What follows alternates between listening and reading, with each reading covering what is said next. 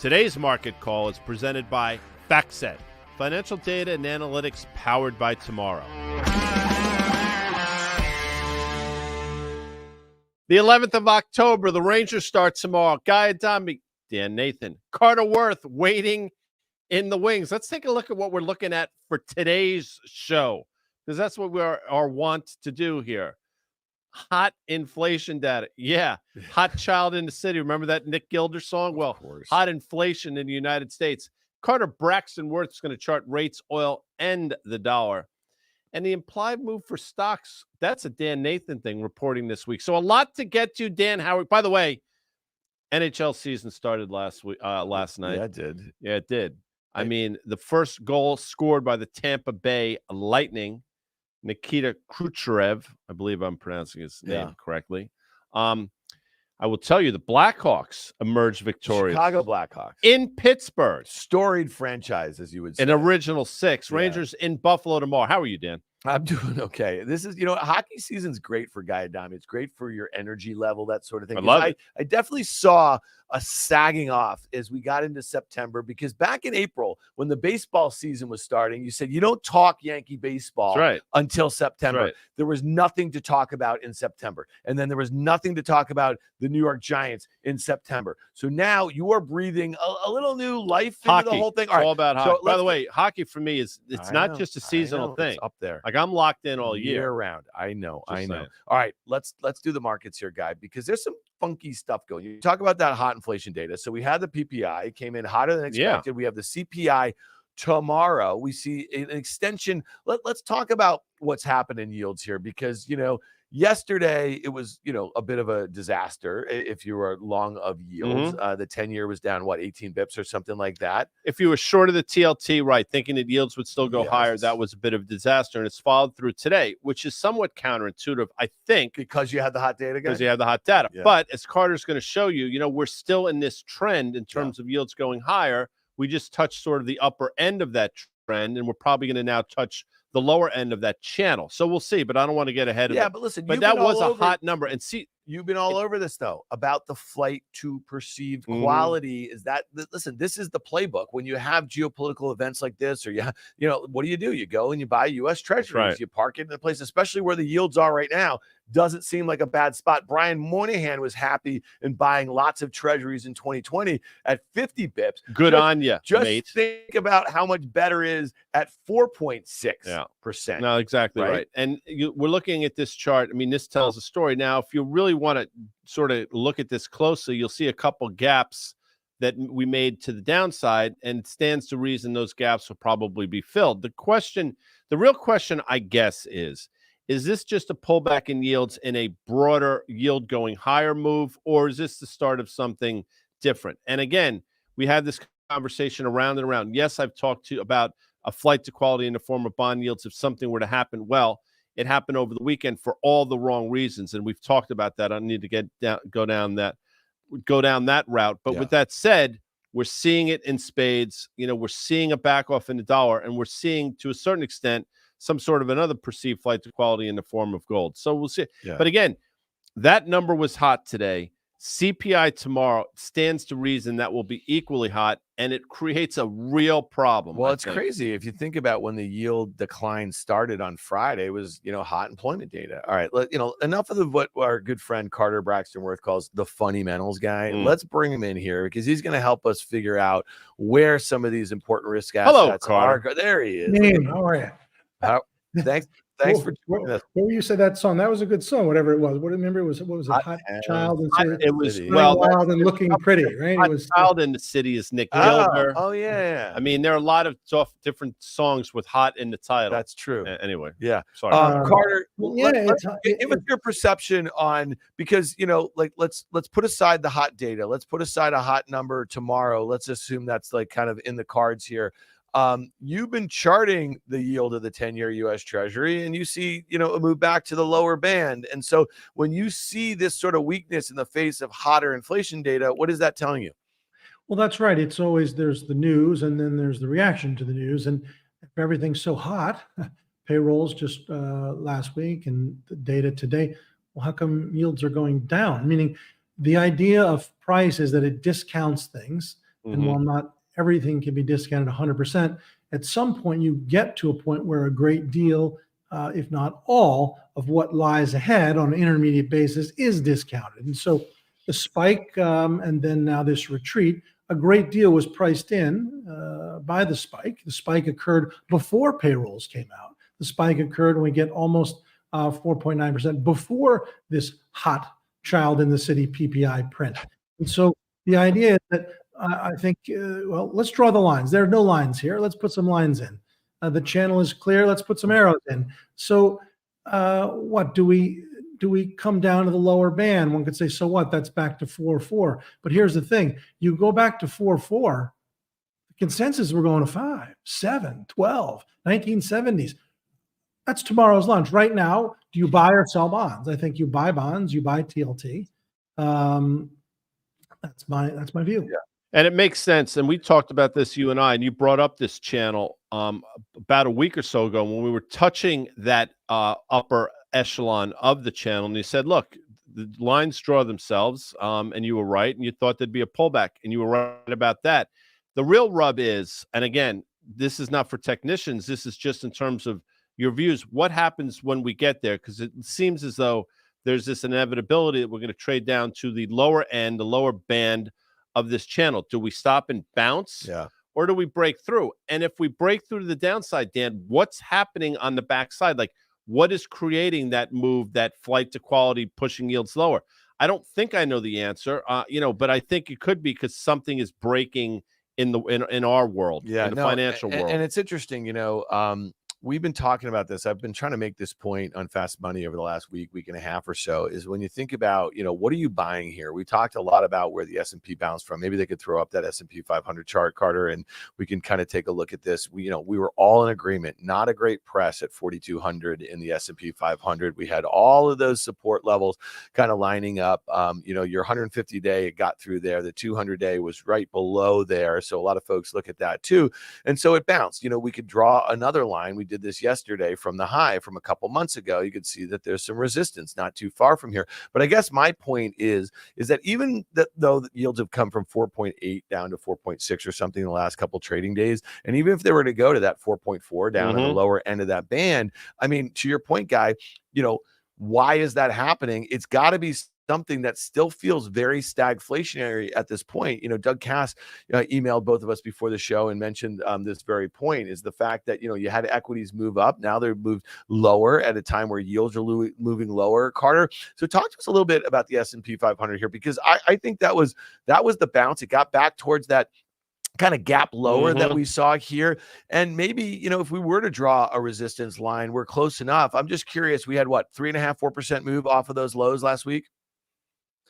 Well, the bounce here is not much different than the bounce midway from the peak. So we peaked on the 17th of July, and we make that low in August, and we bounced, right, about 5-6%. And we made a new intermediate low, and we bounced again.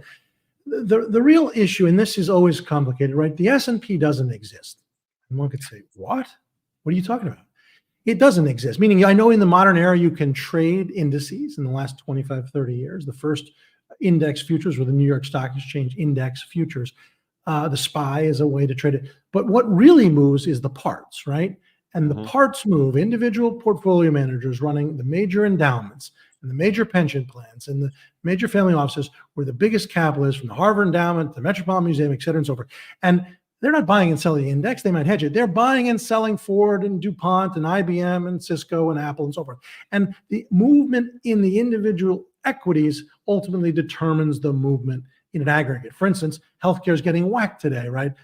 Baxter's down because of this new Ozempic and stocks associated. Is the index, the XLV, moving? No, it's an ETF that measures the sector, but it's the individual stocks. My point is that this picture that we're looking at is one thing, but does the picture of General Motors look like this? No, it's at near 52-week lows. Or Alcoa, or Ford, or Home Depot. The point is, or all staples, or all utilities. This exists, but it doesn't exist. What really exists, and the way to figure this out, is to study the parts. And so I'll end with this analogy. The weak form of analysis is look at the picture of the market, the S&P. If I go to the doctor and I walk in, the guy just looks at me from 10 feet. Friends, how do I look? I'm on camera right now. looks okay. My hair's combed. You have no idea what my blood pressure is. You don't know if I have gout or diabetes or high blood pressure. The way we figure that out is blood tests, get under the hood. And so if you go back to the chart of the S&P, the constituents, the parts don't look anything like this. Very Rene Descartes of you today, Carter. I mean, it's fantastic. By the way, you look at this and we may have filled that little gap. And it's interesting you say that because in ETF world, I would submit, and then we're getting a little off topic, but I'm curious. We're at a point now in our market cycle where ETFs drive individual stocks. I mean, there could be nothing going on in certain stocks, but by virtue of the fact that money flows into certain ETFs, the underlying components get dragged up or down on the back of it. So you talk about price discovery. Is there actually price discovery? I mean, that's for another time. I get it, but that sort of dovetails what you were talking about. And Carter, just your point about this, philosophical view about the picture of the S&P 500, which I definitely dig here. But isn't it also a picture of the concentration of the biggest names? Let's throw up the NASDAQ for a second. Okay. So the NASDAQ 100, and we know those top 7 or 8 make up 40% of the weight. And look where that got to, right at that downtrend here. It seems like a level. And I don't know if you think that has much authority. Let's see how it does in and around here. But to me, this one, and I made this point on Fast Money last night. I mean, listen, you can disregard what's going on in the equal weight. You can disregard what's going on in the Russell 2000. All of those stocks that you mentioned that look far worse, that are components of the major indices, right? Like, we know that if the market's going to correct, it's going to be because these top 10 weighted stocks in these two indices that we're talking about, the NDX and the S&P 500. That's right. And to be fair, guess what? They corrected a whole lot more. If you look at the percent decline in Apple or Microsoft from the July peak, it's a lot more than the market. Apple dropped 15%. The market dropped 8 or 9. Yep. And so if and as these have further to go, of course, that implies things for the general averages. In terms of the concentration, there are 2 points I think they're important to make. If you look at the past 45, 50 years, the market is always concentrated. The top 10 stocks typically are 20% weight. It's been that way forever. GE was big. IBM was big. General Motors, most valuable company. U.S. Steel, Exxon. The point is there's always concentration, and it averages about 20%, the top 10. But right now it's 30%, and therein lies the rub. Nobody had Rene Descartes on their bingo card, and nobody has Dire Straits either. And I'm going to mention Dire Straits because off Brothers in Arms, there's a great song called Hand in Hand. Well, we looked at the bond market. Well, you know what goes hand in hand with the bond market, Carter Worth? The United States dollar. And you brought with you a couple charts to sort of talk about that. This one, by the way, is going to look similar, but a hair different. And let's talk about it. Right. So this really, and one could say, isn't it just the opposite of the S&P? The S&P makes a high the day the dollar makes a low. Dollar's rallied here since July. S&P's sold off. And so if we put the lines in, the dollar is starting to crack here. We're starting to break trend. And one could say, well, if you're in the camp that rates are going lower and dollars going, you have to be in the camp that the stock market goes higher. But here's the thing. The relationships are inverse a lot of times, and a lot of times they're not. There are great periods in 2008, right, where the dollar going down, but S&P going down as well. Or 2014, the entire calendar year, the dollar was going up, but the stock market was going up, meaning it's not always as, well, dollar goes up, stocks go down. I mean, if it were that easy, right? The point is, I think we're coming in on the dollar. I'm a seller. Rates are coming in. And now the question is ultimately, do stocks come in? That's what we were discussing. And I think that's what people are sort of trying to come to grips with. We had a conversation on Fast Money last night, and on a very one-dimensional level, lower yields should be bullish for stocks, which historically has been the case. I think it's a different paradigm right now. I think you can throw that out. Now, that might prove to be wrong, my assertion that dollar and stocks can go down, but it does feel like there are other factors at work right now. Yeah, and it'll be interesting to hear as we get into the bulk of S&P 500 earnings over the next couple of weeks, what a lot of U.S. multinationals have to say about the dollar and the run that it's had. And I think to your point, Carter, with the charts, it just feels like it's topping out right now. And, a lot of times, companies are giving less and less forward guidance, especially getting too granular on things. So I always find it interesting to listen to kind of what the body language is and the visibility that they have. And now, just with the events of the last week, week in the Middle East and in this terrorist attack in Israel, I mean, I think it's really clear that the visibility is going to be really poor, right? So I just want to quickly update this. On September 29th on Market Call, I detailed a bearish trade in the UUP. I think it was following your charts a little bit here. This is a tough ETF. Half of it is the euro. When I say tough, it's got dollar strikes, right? It was trading at like 29.70 or so when we put this trade on. So really, I could buy an in the money a 30, or I could buy an out of the money 29 put. I chose to buy the 29 put for a dime. The break even down at 28.70 with or 28.90, excuse me, with the ETF trading at 29.70. That's got a ways to go. I have December expiration, so I have some time to play this out. The technicals seem to be like kind of going in the direction here a little bit. So I just wanted to update this one. I think right now, with the ETF down just a little bit here, it's lost like a couple pennies. So I'm sticking with this one. I just wanted to kind of give this one a quick update. No, but it's interesting to look at. Timing is everything, but your timing was actually very good. In terms of timing, maybe a couple days, a couple of ticks higher in the UUP, but now things are rolling. And what's going to wind up, and we talk about this, you bought those as vol was probably sort of depressed. Yeah. Vol will start to move higher if this starts to work your way. So you're going to get sort of that added kicker of vol moving in your favor as well. And in terms of December, you have some time here. Yeah, and the other point I'll just make is that, oftentimes, I think many of you guys know me. I was on Options Action. Love that show. OA for 10 years. I mean, listen, like one of the ways that I like to kind of spray a bunch of different trades around is kind of find good risk reward setups, in a capital efficient manner. And, this one seems okay to me. Do I want to short the UUP? Sure, I could short the UUP right here. I don't think there's much risk to the upside that this thing's it's not like a stock that has the potential for some asymmetric sort of move one way or another. So, that's how I think about these things. If I was going to buy or sell the stock versus what the probability of break even by my expiration is for the options trade that I'm doing there. So, okay, Carter, here's one. And we're really glad to have you here because on Worth Charting, you have been charting the heck out of crude oil of late here. And this one, I think, is a little surprising to people. Guy, would you agree with that? Absolutely. Talk to us a little bit about what you're seeing, and then, Guy, I'd love to get your kind of fundamental take on what's going on in crude. Right. So, we gapped up. You get gaps are associated with news, right? Of course, you get FDA approval for a drug, you gap up. The chairman gets indicted for cooking the books, you gap down, right? This is epic news, right? It's a tragedy. It's terrorism. It's all of the things. It's death. And oil gapped up. But on the day of the gap, the note to clients was the gap will be filled shortly by our work. And what we looked at, of course, is the most recent gap up. It was back in the September of 2019. If you'll recall, the Saudi Aramco major processing facilities were attacked by drones, basically taking off 5 million barrels a day, half of their capacity. The conversation was that it would make oil surge even further. It was the biggest one-day move in Brent ever. Crude WTI gapped up 15%. Guess what? It got filled in 5 days. They said they'll spend hundreds of billions of dollars to fix it. It'll take, but there's something impetuous and knee-jerk about a news-related gap in a commodity like oil. And so this schematic shows the gap, of earlier this week, Monday. It's that dotted red line. The blue lines, the horizontal blue lines, are gaps that were filled. And so if you take this back over longer periods of time, 2 years and so forth, you can see if we have longer term charts and keep going. It took, in fact, watch this. It took the attack on Ukraine to fill a gap way up at 99, and it took COVID to fill a gap back at $12 a barrel from 1999. But every single gap has now been filled, all of them. There have been 85 in total, and the one from Monday was filled today. My own hunch is that oil still works lower, support at 80.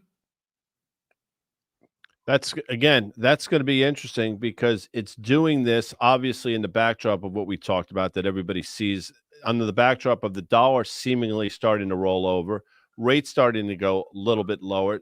Theoretically should be supportive of the commodity, and it's not. So there are factors at work clearly that I don't understand. But, Carter thinks it works lower. I think it holds. That's what makes markets. For those playing at home, by the way, you see WTI, and a lot of people are scared to ask questions. And WTI, as Carter knows, stands for West Texas Intermediate, as opposed to Ecofisk, Dan Nathan, or ANS, which is Alaskan North Slope, or LLS. I've never even heard of that one. Which is Louisiana Light and Sweet. I mean, there are all kinds of Carter, crudes out are there. you charting Anyway. all these different crudes? Yeah, they're smaller markets, but they're out there. And of course, the big one being Brent is the other major oil commodity. Let's take a look at our charts, Carter. I know you sort of wince when we bring our charts up, but we have but they look nice on the facts. Well, they do. Well, let's look at the XLE. Okay, because this is exactly right. This is interesting because this one guy. We talked about this a few weeks ago, playing, using options, the potential to play for a breakout here. And then what happened, I obviously, the bottom fell out really, well, I mean, just really quickly. And I think it kind of coincided with this Exxon, like the rumor that they're going to buy Pioneer that was announced this morning, a big deal here. It stopped at the 150-day moving average is the XLE. Then it kind of went up with that gap in the underlying commodity here a little bit. It seems like it's kind of in no man's land here. Yeah. Thoughts? Well, I mean, I thought it would blow through that prior high. That was incorrect. I thought we'd get through that sort of 101 level, and it was looking like a champion there for a while. And to your point, fell off a cliff. I mean, the precipitous drops are exactly that. Came seemingly out of nowhere and quite violent to the downside. I think the good news is we held the moving average. The good news is the moving average is seemingly starting to slope higher. The other good news is when you see M&A in the space of this magnitude, it stands to reason there's something going on, or there's some, confidence in terms of the senior management that, we're in a good space right here in terms of our sector. All those things are good. What's bad is the price action. So I get it. Big move to the downside. I think we held where we needed to hold. I think we're going to start to work higher. But again, if crude starts to break down, if some other things start to break down, energy will not be spared. All right. Do you think, though, if this thing were to get back towards $100, it should go through it next time. You think so? Yeah. I mean, well, Carter can speak to that. But, when you work up on the downside, when you test support over a number of different times, at a certain point, you're going to break support. Seemingly, and the same things happen as you test resistance a number of different times. At a certain point, you're going to break through. So to answer your question, if in fact we get back to those levels, I think we'll break through to the upside. Carter, thoughts? Yeah, I mean, for me, a pair of twos, right? I mean, it's what that designation is all about. It's not a great hand as a short or a long, and sometimes it's really best not to play, right? Why you have to put your ante in? You're gonna lose that anyway. Why put more money on the table? My hunch is to leave it alone, to not bet the hand, to fold and do something else. Yeah, and my 2 cents would be maybe if you get back towards that 150, that's where you maybe take a shot and start averaging into a position a little bit. And when I was thinking about this Exxon, which is obviously the largest component in the XLE, guys, so gapping down today on the news after all stock deal, I think it was a $60 billion. But at $100, if this thing were to go back towards those July lows, get back again. Okay. But those tops are sticking out like a sore thumb. I mean, that obviously looks a great deal like the XLE chart. To your point, one of the largest component in the XLE. We have broken through the moving average here. So maybe we do test that support level that we saw for quite a period of time earlier this year. We'll see. But, again, you have to ask yourself, what does Exxon see to give them the confidence to pull off a deal like this? I think it augurs particularly well, but we'll see how it plays out. Yeah, but you also made a good point that maybe it is a regulatory arbitrage situation too. It's going to take a long time, and so maybe there's a different administration that might feel more favorable to these sorts of deals in 2024 or something like that. All right, let's do a little speed round. We don't have a lot of time here, but the earnings season gets kicked off here, and Kai, I want to get our fundamental takes and the setups into some of these, and Carter's technical takes because he's got some good charts to go. So tomorrow we have a bunch of earnings here. We have Delta. This is one. It was your final trade the other day. We were talking about the airlines on Fast Money. Stock's really where it was, Guy, when we talked about it a couple days ago. And it is interesting that, as crude oil was ripping higher, these things that the airlines got destroyed. Okay.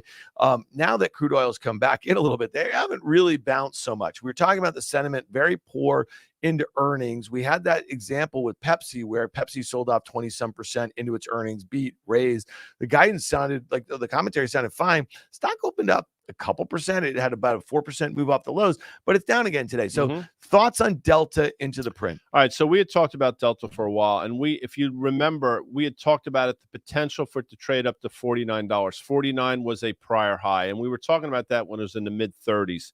And that's exactly how it played out. At 49, we said, you know what? It's probably exhausted itself. If you recall, there was a host of great news around the airline space at that time.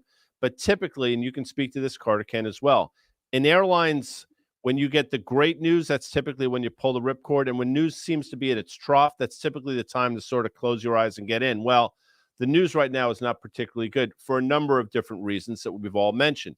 We're at this uptrend line. We went up to 49 and failed. We've retraced approximately the entire move. I think you get long the stock into earnings for that bounce back up. I don't know. I'd want to say north of $40, and we'll see how it plays out. I guess what I said to you on the desk the other night was that given all the uncertainty, given uncertainty about routes, given the uncertainty about the consumers, given uncertainty about business travel, I just saw that UBS halted all travel in the Middle East. Like, I just don't know why you got to kind of do it here. I'd rather kind of wait and see what the earnings and the guidance look like, and then kind of weigh it there. And Carter, you once told us, or a couple times you've told us, that you had a mentor a long time ago when you started doing technical analysis, said, if you can draw a straight line, kid, you're going to have a great career in this business. Well, you've had a great career. Talk us through this straight line that you've drawn here in Delta, because to Guy's point, is it precarious, or is this the spot that the support should hold? Right. So the line does to some extent draw itself. We've undercut it. We're sort of sitting there. It's not the most important trend line. You only touch 3 points. But the way I would play it is a sell-off from 50 to 35 fairly extreme? Yes. Can it get worse? Sure.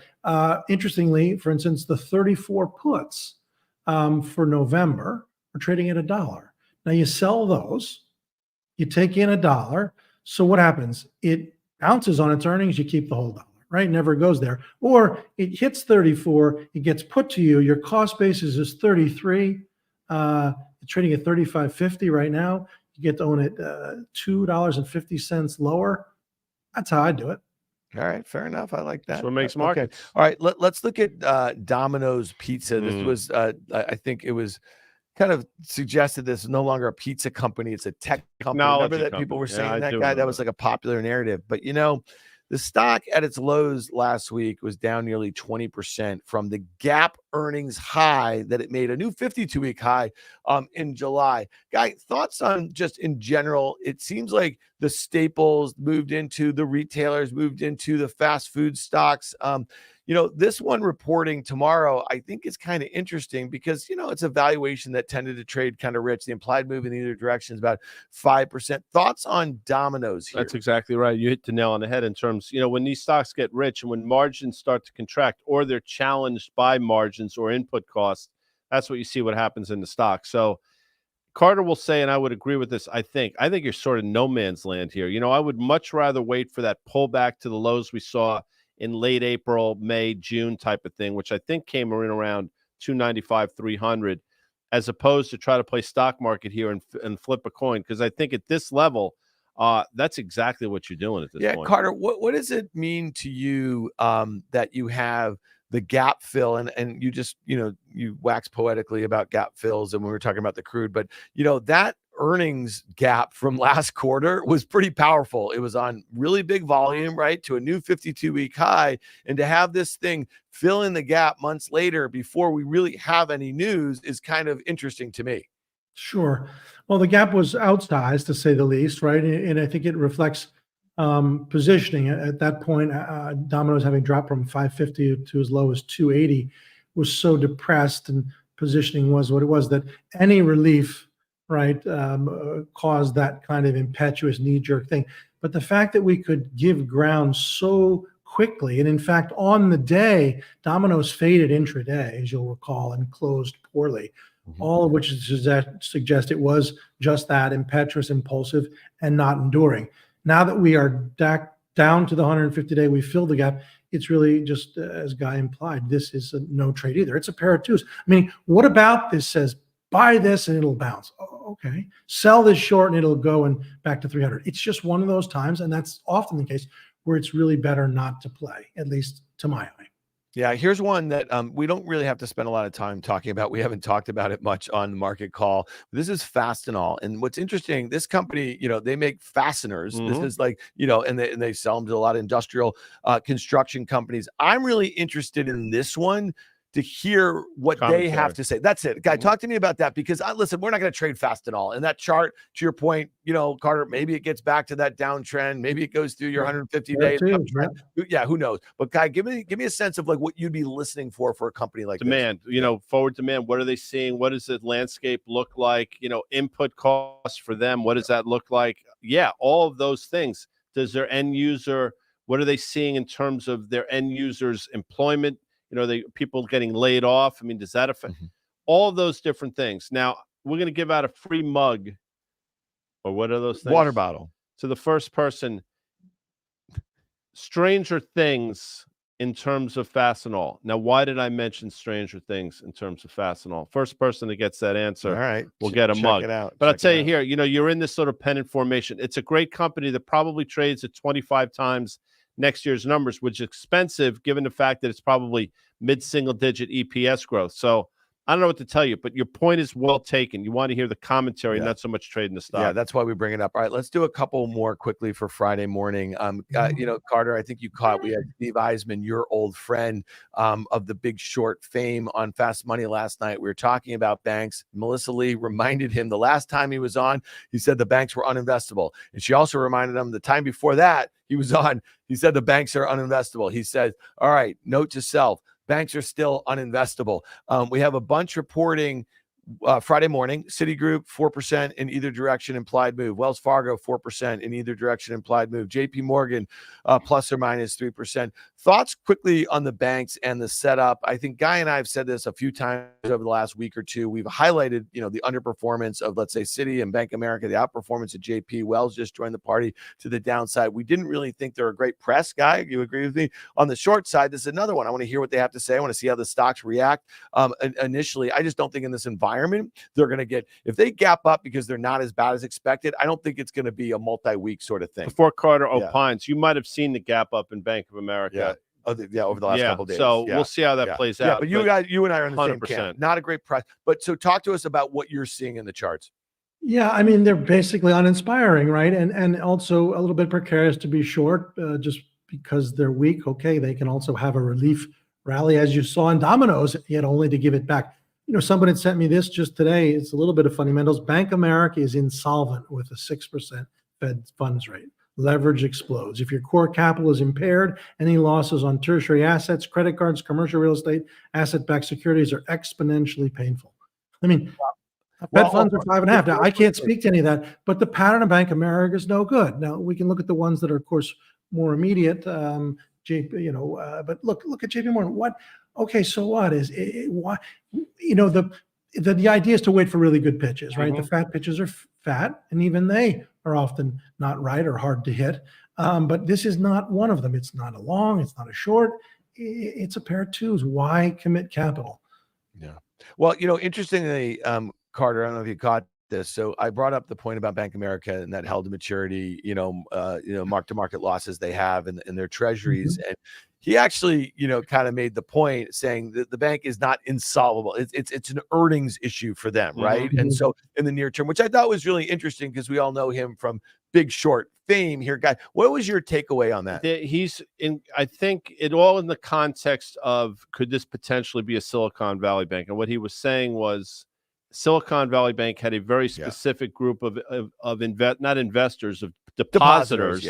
And those people all at the same time pulled their deposits, which created that cascading effect. And he's hard pressed to believe there's an environment where the same thing could happen in Bank of America, a completely different deposit base. But that doesn't take away from the math. And I didn't read the note that you read, obviously, Carter, but listen, I can't speak to the solvency or insolvency of Bank of America at a certain interest rate. What I will say is the market, vis-a-vis what it's done over the last 6 months, is trying to sniff something out. Yeah.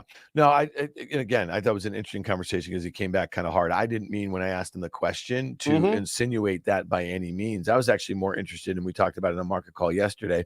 It seems like the knives are out for Moynihan, and that just like maybe it opens the door to an activist investor or something like that. All right, Carter, let's look of all the charts that you provided to us today.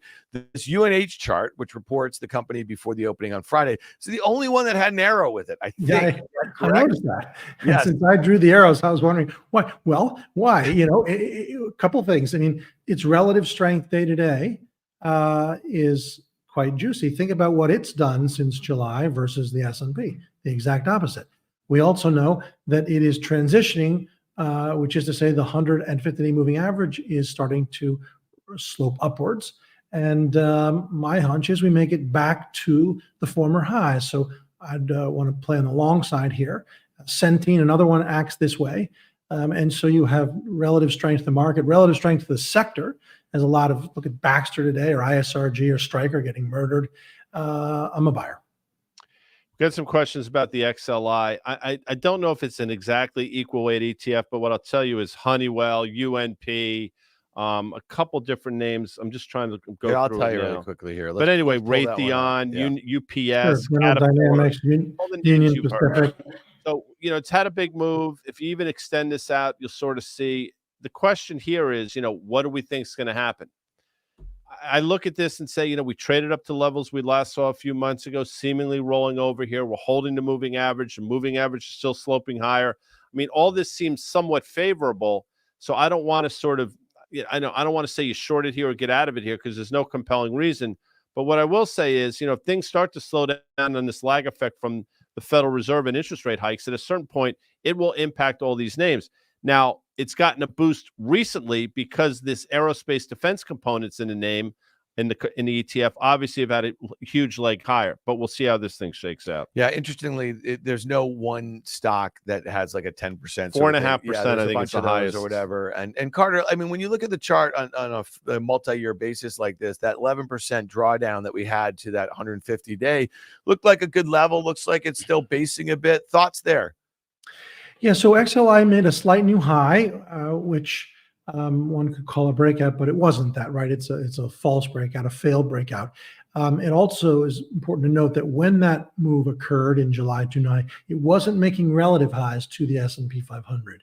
Also here, more in the pair of twos category than anything else. I would just leave it alone. There are individual names that look good. A favorite of mine is Ingersoll, for instance, but I would say no real discernible opportunity, long or short. Comes out IR guy. Sure, it does. Let me tell you something. There are a lot of pocket twos out there in the world, but Carter Worth, you are pocket aces in our book. And you know what? When you see another ace on the river, you're playing with a very strong hand. So I want to thank the great Carter Braxton Worth. I want to thank you, Dan Nathan. Thanks, guys. I want to thank FactSet, obviously, Financial data and analytics powered by Tomorrow. Did that very well. Yeah. I want to thank the audience as well. We will be back tomorrow with EY from SoFi. Yeah. And just so you know, I mean, like you made that comment about our charts. Our charts are great looking charts. No. The FactSet chart. I mean, we got like colors in there. They pale in comparison. Yeah. And Carter, what was the tagline you came up with for Worth charting that he has yet to use? That was Guy. Just charts. Yeah. There you go. Bitch. All right, Carter. Thanks so much. All right. Everyone for being here. We'll see you later.